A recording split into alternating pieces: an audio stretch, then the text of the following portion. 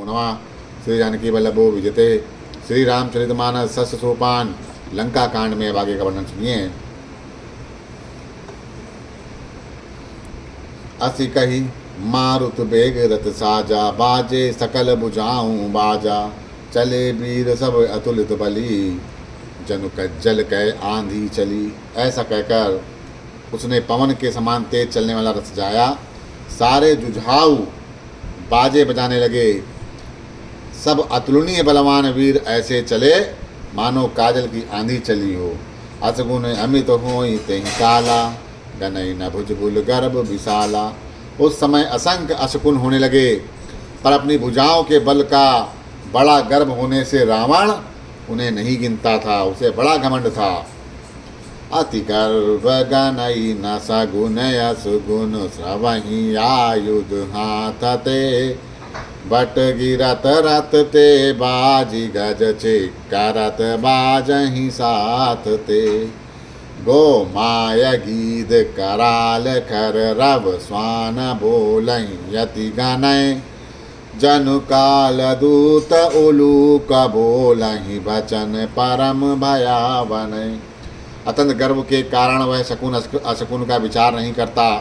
हथियार हाथों से गिर रहे, योद्धा रथ से गिर पड़ते, घोड़े हाथी सब साथ छोड़कर चिघाड़ते हुए भाग जाते हैं। सियार गिद्ध कौवे गधे शब्द कर रहे, बहुत अधिक कुत्ते बोल रहे हैं। उल्लू ऐसे अत्यंत भयानक शब्द कर रहे मानो काल के दूत हो गए हों, मृत्यु का संदेशा सुना रहे हों। ताहि की संपत्ति सगुन शुभ, सपने मन विश्राम, भूत द्रोह रत मोह बस, राम विमुख रति काम। जो जीवों के द्रोह में रत है, मोह के वश में हो रहा, राम विमुख है और काम सक्त है, उसको क्या सभी कभी स्वप्न में भी समाप्ति, शुभ शकुन या चित्त की शांति हो सकती है। चलयु निशाचर कटुक अपारा, चतुरंगनीय निबहुधारा, विविध भांति वाहन रथ जाना, विपुल बरन पताक ध्वज नाना। राक्षसों की अपार सेना चली, चतुरंगनी सेना की बहुत सी टुकड़ियाँ हैं, अनेक प्रकार के वाहन रथ सवारियाँ, बहुत से रंगों के अनेक पताकाएँ और ध्वजाएँ हैं।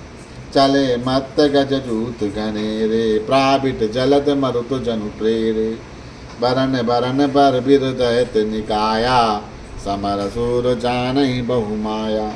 मतवाले हाथियों के बहुत से झुंड चले, मानो पवन से प्रेरित हुआ वर्षा ऋतु के बादल हों। रंग बिरंगे बाना धारण करने वाले वीरों के समूह, जो युद्ध में बड़े शूरवीर हैं और बहुत प्रकार से माया जानते हैं, वे सब चले। अति विचित्र बाहनी बिराजी, वीर बसंत सेन जनु साजी, चलत कटक दिग सिंदूर डगही, शुभति पयोधि कुदर डगमगही। अत्यंत विचित्र फौज शोभित है, मानो वीर बसंत ने सेना सजाई हो। सेना के चलने से दिशाओं के हाथी डिगने लगे, समुद्र क्षुभित हो गए और पर्वत डगमगाने लगे।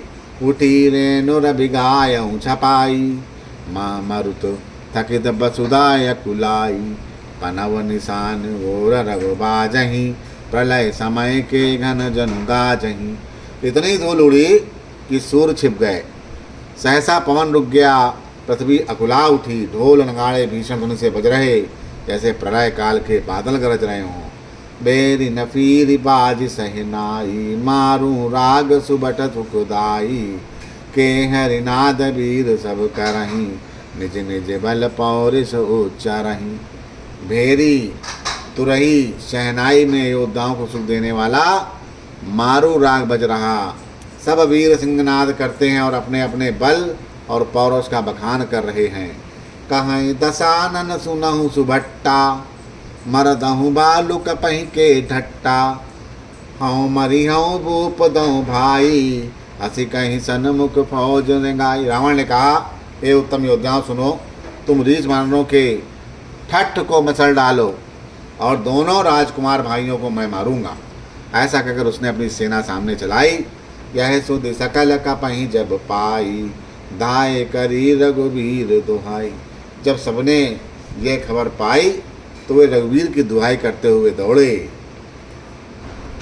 दाय विशाल कराल मरकट, भालुकाल समान ते, मानहु सपच उड़ाही भूधर रंद नाना बान ते। नख दसन शैल महादयारुद सबल संक न मानहि। जय राम रावण मत गज मृग राज सुजसु बखानहि। और वे विशाल और काल के समान कराल वानर भालू दौड़े, मानो पंख वाले पर्वतों के समूह रहे हों। वे अनेक वर्णों के हों, नख दांत पर्वत बड़े बड़े वृक्ष ही उनके हथियार हैं। वे बड़े बलवान हैं और किसी का भी डर नहीं मानते। रावण रूपी मतवाले हाथी के लिए सिंधु रूप श्री रामचंद्र जी का जय जयकार करके वे उनके सुंदर यश का बखान करते हैं। दुह दिस जय जयकार करी निज निज जोर जानी। वीरे वीर हित राम ही उत रावण ही बखानी। दोनों ओर के योद्धा जय जयकार करके अपनी अपनी जोड़ी जानकर चुनकर इधर रघुवीर जी का और उधर रावण का बखान करके परस्पर भिड़ गए। बोलो सियावर रामचंद्र की जय। पवन पुत्र हनुमान।